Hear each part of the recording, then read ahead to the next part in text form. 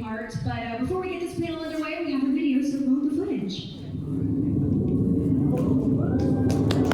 Woo! Sit down, sit down. Yeah, we can get excited, guys. This is exciting.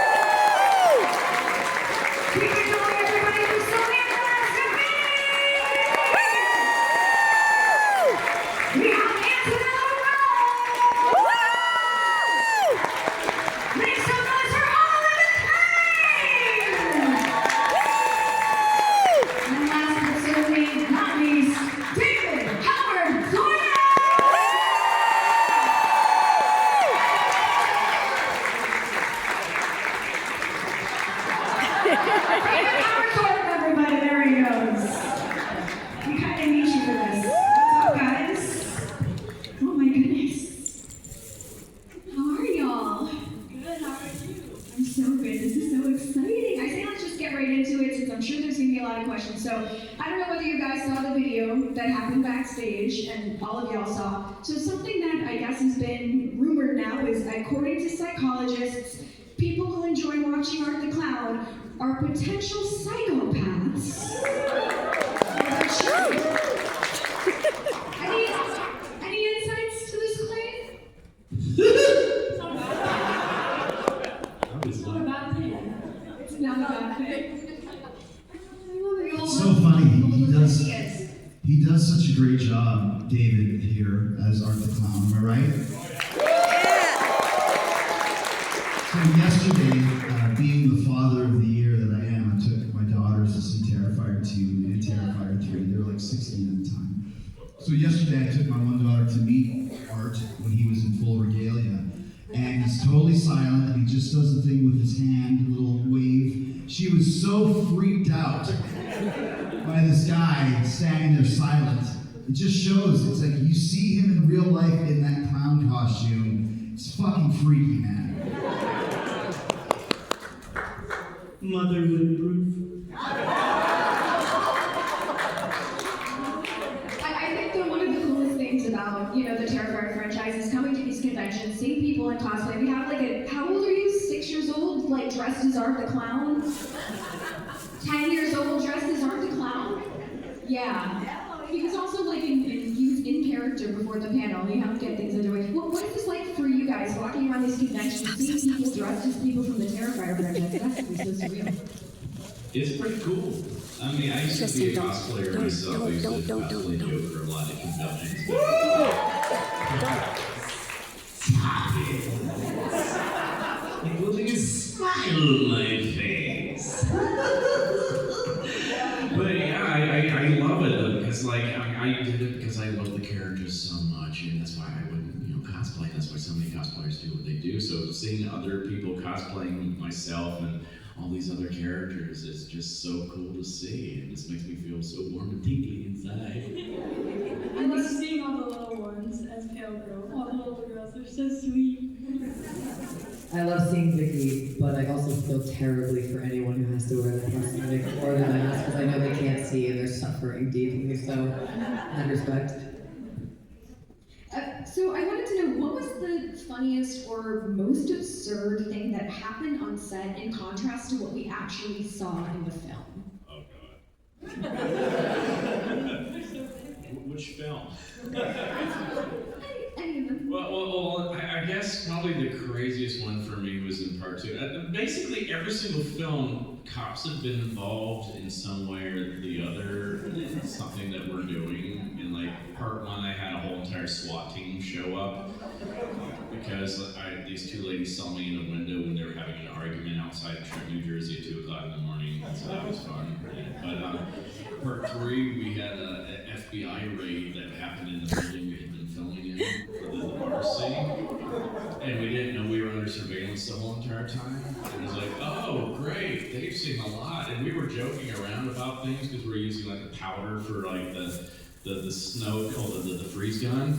And like, oh yeah, it's cocaine. Like, oh no. The fans had gotten that on tape. Now we're like, no, it's fake. Oh no. But in part 2 is when we were doing the laundromat scene. She wasn't there at that point though, but I was basically entirely naked, covered in blood, and we had done some exterior shots of me walking into the laundromat, and I'm covered in blood, and we're filming, and all of a sudden the cop car just whoop whoop comes up. I'm like, oh no, not again.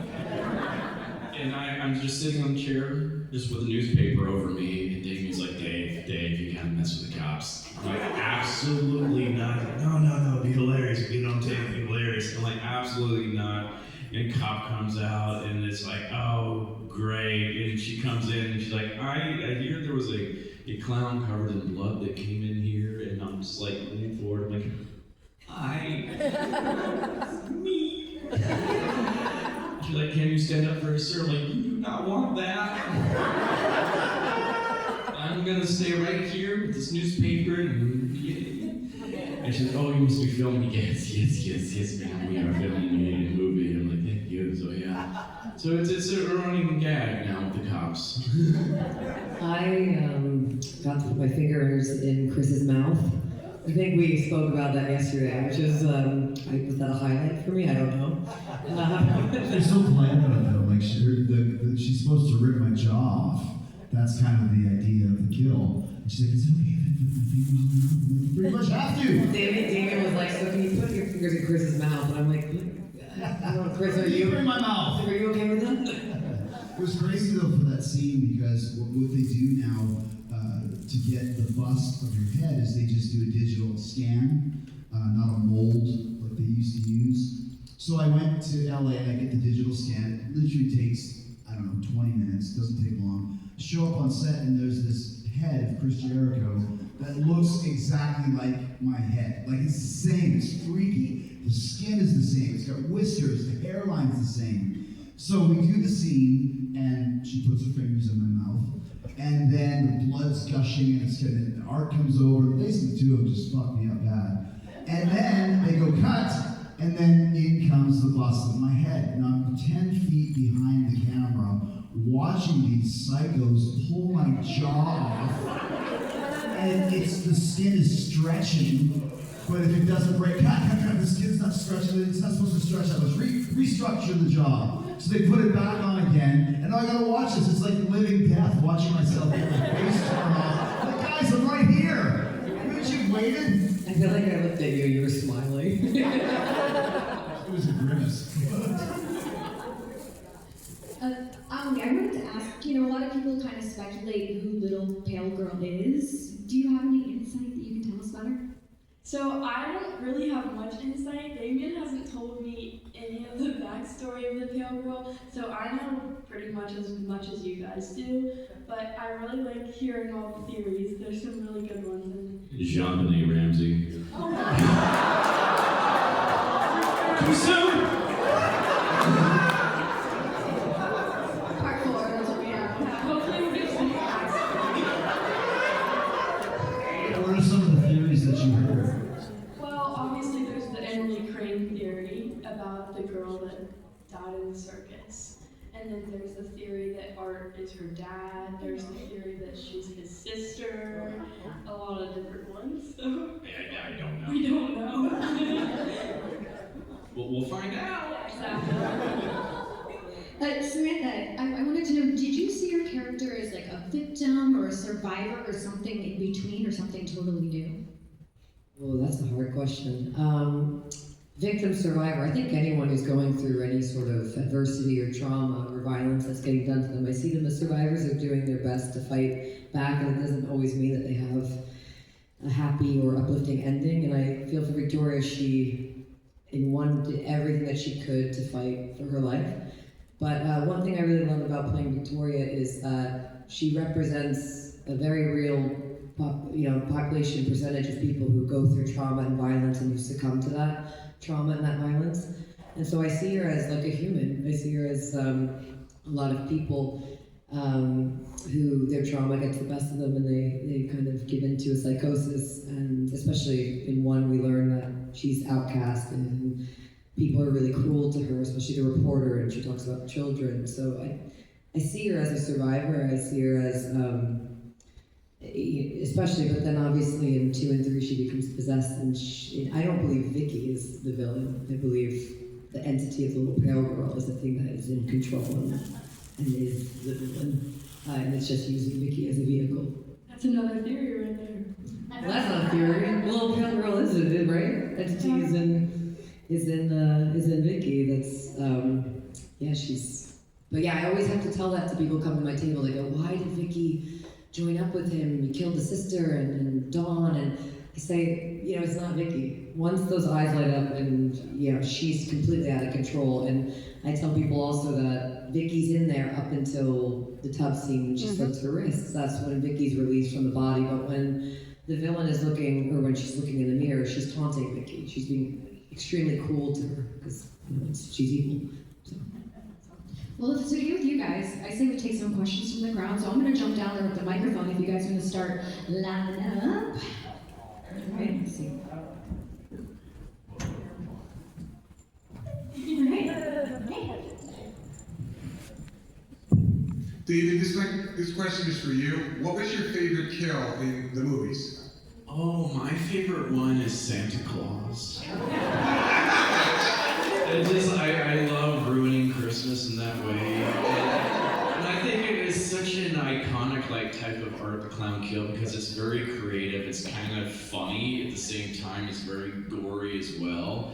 And it was just such a fun scene to film. The whole entire bar scene is my favorite thing I've filmed so far because it was just, I was being able to just do comedy with some, some screen legends, so that was a lot of fun for me. But we were actually going to take that kill scene a little bit further, but we literally ran out of time. I was going to take coal and light it on fire, kind of juggle it around like it's hot, and then shove it into his eyeballs. But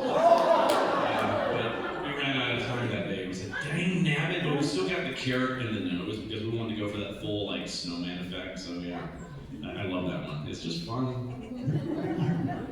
Hi David, this question is for you, and I know that how much you love playing as the role as Art the Clown, and I'm really, really praying that you get the Joker role that you always wanted. You always started from Cesar Romero all the way to the beginning, as of right now, as the Walking Phoenix, of course. And if you get the role, and when you nail it, you will honestly be considered the greatest clown actor ever. I would be happy to be known as the guy that was all the clowns and stuff like that. That'd be a fun way to go out. I'll definitely, whenever I die one day, would have to do some kind of prank for everybody when I die, I guess. And then just come out with a coffin like a Jack in the Box or something like that. Yeah. So can I get 20 seconds of you just in that role, in that mindset of Joker? Of course, let me see. Memory is so treacherous. One moment you're lost in the carnival delights of the poignant childhood aromas, the flashing neon of puberty, all that sentimental candy floss. The next, it takes you somewhere you don't want to go. Somewhere dark, cold, filled with the damp, ambiguous shapes of things you know were forgotten.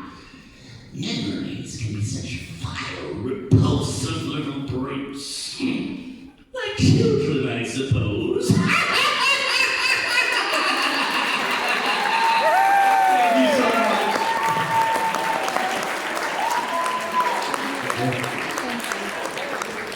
much. Call me James.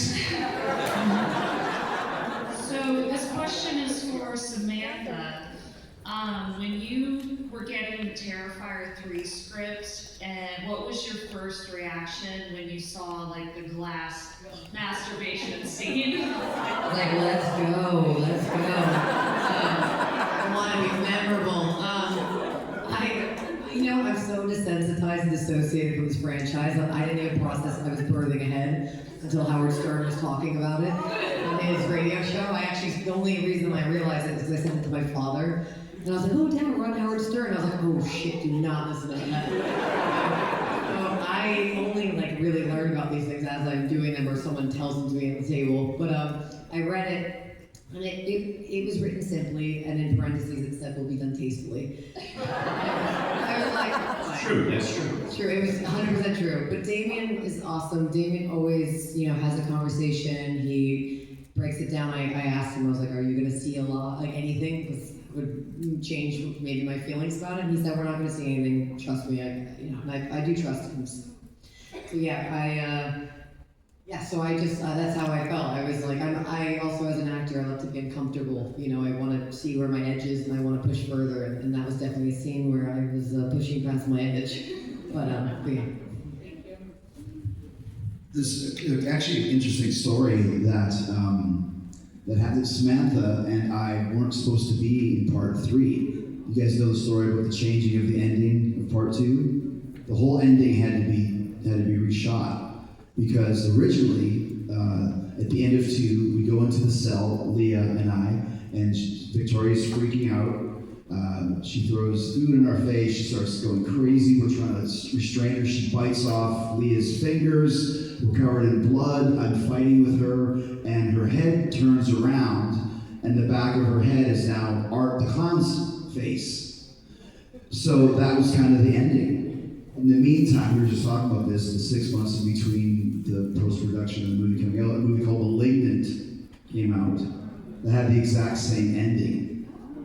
So Damien was freaked out and had to reshoot the ending to part 2, which then led to me being in 3 and Victoria as well. And I don't think Victoria was supposed to be in 3, that she's one of the stars of 3. So, thanks to *Malignant*. James Wan contributed greatly to part 3 without realizing it. Okay, my question is for Antonella. From what I've heard, you were 11 when it started. Was there ever a time where you felt uncomfortable on set or like it was real? Well, Oh no. Badass. She's a fucking badass. I just need to think. I'm going. Something that really did help me not get into that headspace, other than when I was filming, is that, like for example, I met David out of makeup first on my first day, which I feel like that really helped because I got to know him and not just the scary or the clown persona. And I never met Sam out of camera, out of costume until the premiere. So like I feel like it was a bit of a different experience. And I feel like there were some times on set where I was a little bit like, okay. I definitely, we never met while we were with my actual face, and the same with Chris, but you were amazing. I mean, I was so worried because there were scenes where you were like sobbing, and we would all be like, oh my god, is she okay? David would call cut, and she's like, good, like, what are you talking about? Let's go again. And I'm like, Jesus Christ. I was so worried I was traumatizing this poor child. Like, I'm a former teacher, so that's one of my things. I'm like, oh my god, because all the kids we had on set, I was always so worried about traumatizing them. Like when we did the mall scene, I asked Damien if I could come in before we filmed, just so I could meet all the children, even though I was wearing the costume and makeup, just so I could talk to them as myself, put them at ease and all that. And I, with her, I was like, I was, when I had the knife up to her throat and I was right in her face, I felt so icky doing that. And she's over here shaking and sobbing like crazy. I'm like, oh my god, I've broken this poor child. And I'm like, are you okay? I am so sorry. She just wipes away the tears like, I'm doing great, this is fun. I'm like, damn, you're good. After we finish, then I just go back to the room upstairs and go do some schooling. So all the like tears still kind of like dried on my face filled with like blood, and I'll be doing like mathematical equations, asking my teacher, hey, what does this mean? I even came in and helped, with some of your lessons too. Like former teachers, like, what are you studying today? Wow, history, fantastic. Let's talk about French Revolution right now. Thank you. This question is for David. What was one of your favorite memories on set?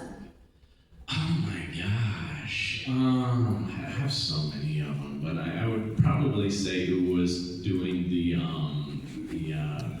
bar scene is one of them. Of course, I already, talked about that one. But I really love doing the mall scene because that's the first time I've had a captive audience because we were doing it in the mall, so we had a whole entire group of people just watching above. And I'm a former stage actor, and I haven't been on stage in about a decade, and I was like, I miss that feeling of being able to just perform in front of people. And so I had this whole audience up there I was just performing for, so every time they would say cut, getting laughs and applause, I'm like, I missed this. This is wonderful. It was so much fun. So that was just great. And Damien's like, Dave, you're a total different beast today on set. Like, dude, I got a live audience. I'm in my element right now. I'm loving this. So that was such a fun moment for me. And also just doing the chainsaw sword fight. That was like, my inner kid was coming out like crazy that week because I've always wanted to do a sword fight. So I was like, this is awesome. I can do it with a chainsaw. Yeah. And my stunt double did a lot of it for me too. Like, I cannot pick up Lauren and throw her on the ground. So he did that. And he also did the whole thing with the ball grab. So I was like, you do that, buddy. You do that. Have fun. Have fun. I'll just film the reaction. So I have to give a big props to my understudy, not my understudy, but my stunt double, Bobby. He is like Bobby McFarland. He's he's a fantastic stunt performer. So I always feel like stunt actors do not get the recognition they deserve. So I want to give Bobby big props for the work he did. Thank you.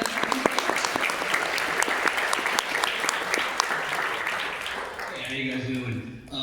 It's a little off topic, but about 30 years ago, almost 30 years ago, I had the first ever pro wrestling podcast on the internet.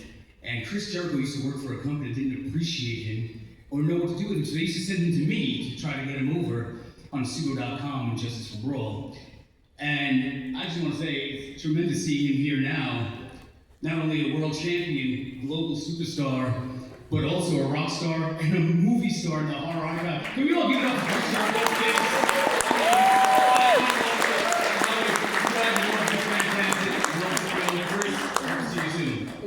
Thank you, man. It's amazing to me, just on that topic, just how huge the Terrifier franchise is. And just to have, a small part in 2 and 3, the amount of Terrifier merchandise that I sign, that we all sign at cons like this, is absolutely incredibly amazing. How huge this franchise has become. And I ended up in Terrifier 2 because I saw Terrifier 1 very early on. And we were actually on tour with Fozzy, and the guitar player was like, you gotta watch this movie, Terrifier. What's it about? A killer clown. I'm like, nah, I've seen enough killer clowns. He's like, no, dude, you haven't seen this one. And of course he shows me the scene, the sawing scene. That's not the one that got me. The one that got me was in the pizza parlor, when Art kills the one guy, the worker there. And it's not 1 stab or 2 stab, it's like 50 stabs, just whack, whack, whack, whack, whack, whack. And I was like, this guy's fucking crazy. Like, this movie is insane. So I started really talking about it on my podcast and to all my horror friends. And word started getting around, and that's kind of how I got connected with David, with Damien, and ended up in 2 and 3. So I've kind of been invested in this franchise from the start. Like, I was one of the OGs, and to see how huge it's become and to be a part of it, it's just unbelievable and such an honor. So thanks to you guys for having so much interest in bringing all of this cool stuff to sign. And one last thing I'll say, there has never been so many movie posters for a franchise. There's like 50 fucking posters for every single movie, which is crazy. So anyways, thanks to you guys for being such big fans of this franchise.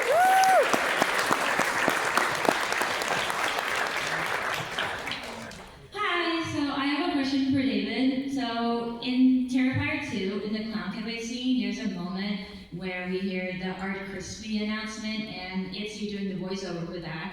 I've heard people speculating that if Art ever had a voice, then that's what it would sound like.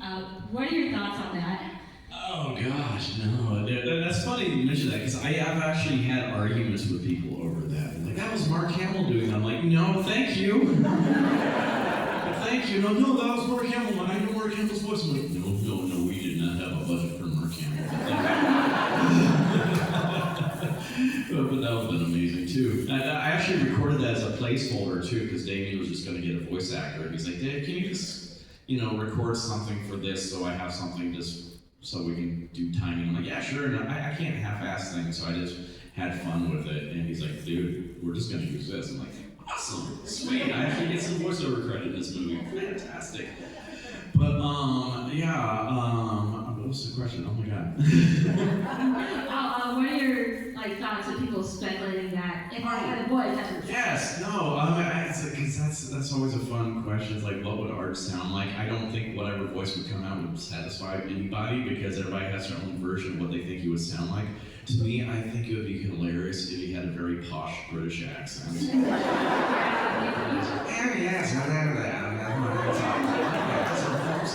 Cut all of you in half and everything from the head to the tank. I don't know. It's gonna be so much fun.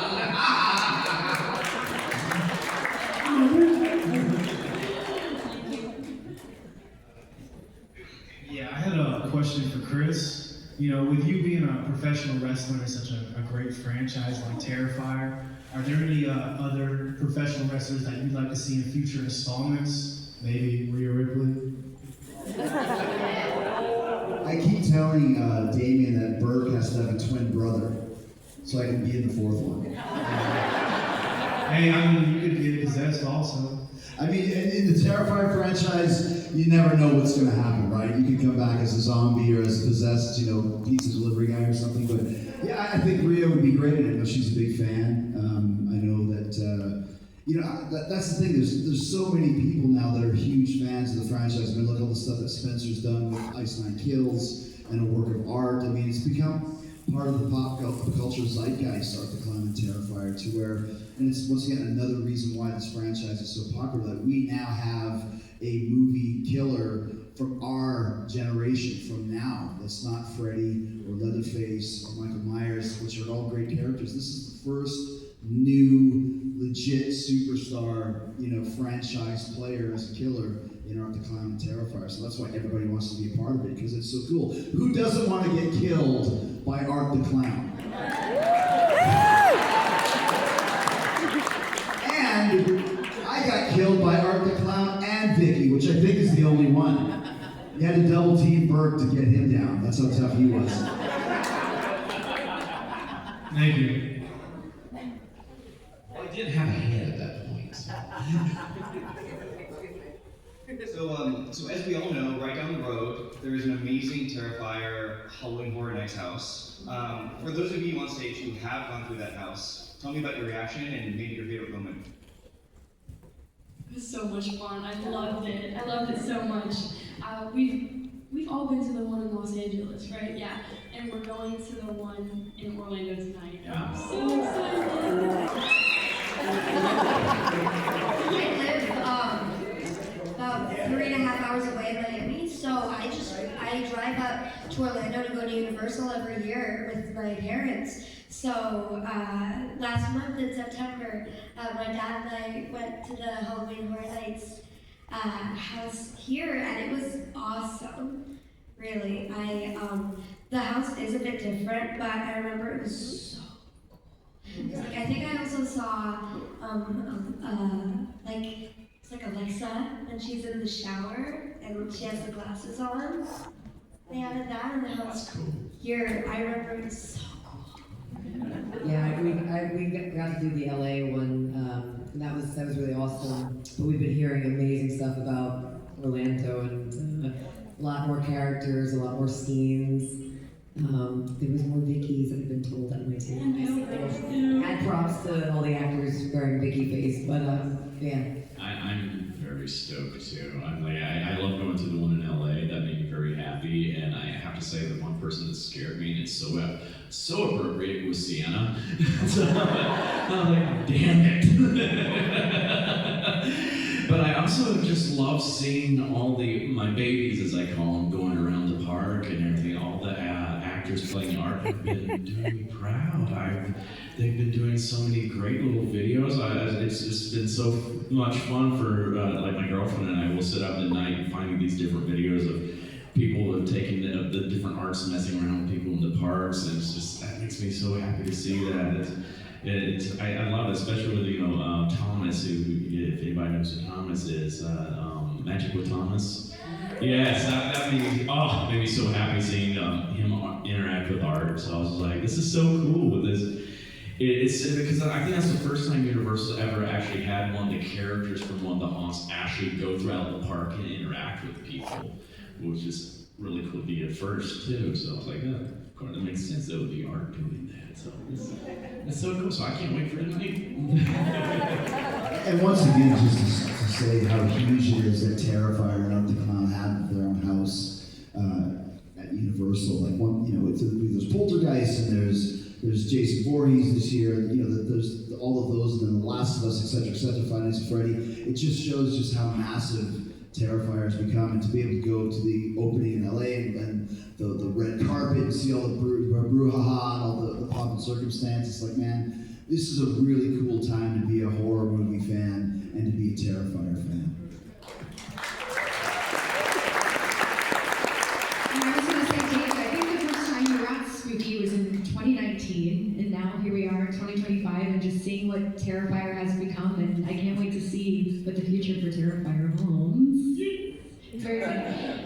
I wanted to ask, I know, and from what I hear, they're going to be doing an Art the Clown parody in the upcoming Scary movie. Is this it? Yeah. Rumor I've heard possibly it's Chris Elliott playing Art too, which makes me so freaking happy.